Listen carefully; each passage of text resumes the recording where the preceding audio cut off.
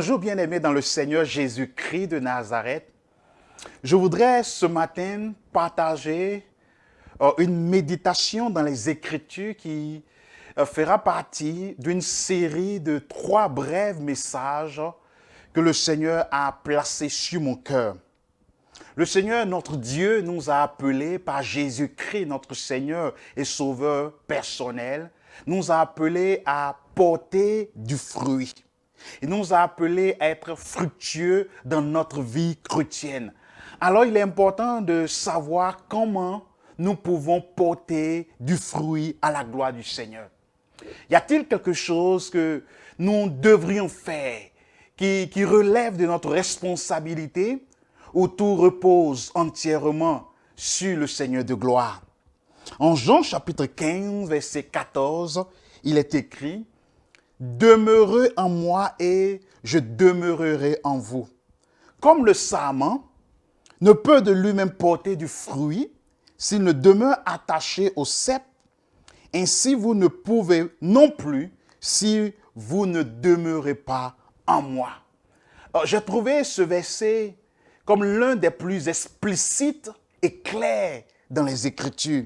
Il nous dit clairement et explicitement ce qu'il faut faire pour porter du fruit.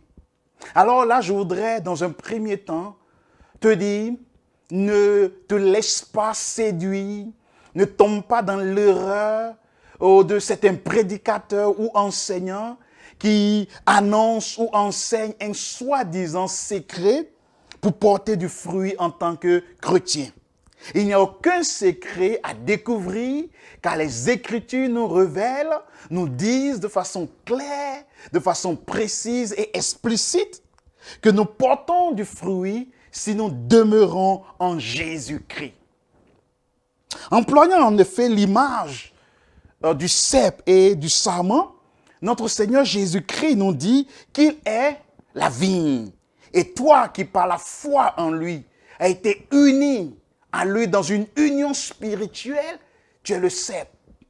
Et comme le cep ne peut de lui-même porter du fruit, toi aussi tu ne peux pas de toi-même porter du fruit, à moins que tu demeures fermement attaché, accroché, fermement uni à Jésus-Christ. Alors si demeurer en Jésus-Christ, tel que révélé clairement ici au verset 14, est la condition pour porter du fruit, pour avoir une vie chrétienne fructueuse. On peut se demander, qu'est-ce que demeurer en Jésus-Christ veut dire? Qu'est-ce que demeurer en Jésus-Christ veut dire en termes bibliques?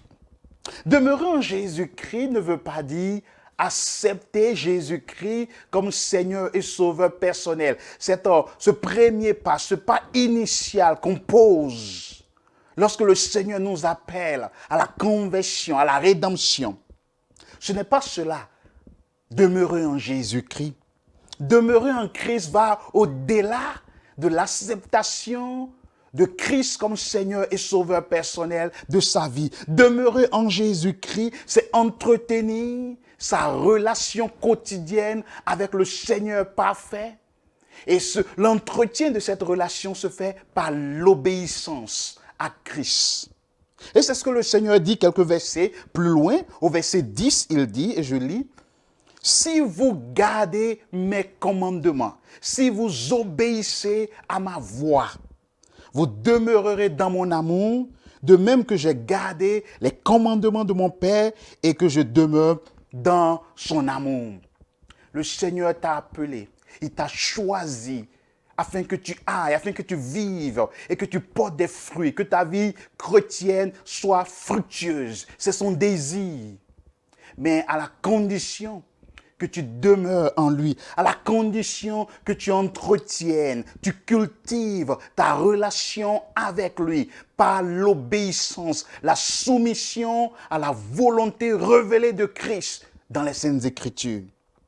C'est dans cette attitude de soumission complète, c'est dans cette attitude de soumission joyeuse, c'est dans cette attitude de soumission parfaite au Seigneur qu'il effectue tout ce qu'il faut en nous afin de nous rendre fructueux, afin de nous permettre de porter des fruits à la gloire du Seigneur. Et il a dit, je voulais conclure avec cela, si vous portez beaucoup de fruits, c'est ainsi que mon Père sera glorifié et que vous serez mes disciples. Nous glorifions le Seigneur notre Dieu. Nous glorifions le Père lorsque, par notre soumission parfaite et joyeuse au Fils, nous laissons l'Esprit œuvrer en nous pour nous rendre fructueux, pour nous permettre de porter des fruits. C'est ainsi que nous glorifions notre Père. Demeurer en Christ, je pourrais dire, est la clé pour porter du fruit dans sa vie. Et le Seigneur nous a révélé clairement cela dans Jean chapitre 15, verset 14. Demain, nous verrons qu'est-ce que veut dire porter du fruit. Concrètement, ça veut dire quoi, porter du fruit? Mais d'ici là, je te souhaite une bonne journée dans une soumission complète, joyeuse à ton Seigneur et Sauveur parfait, Jésus-Christ.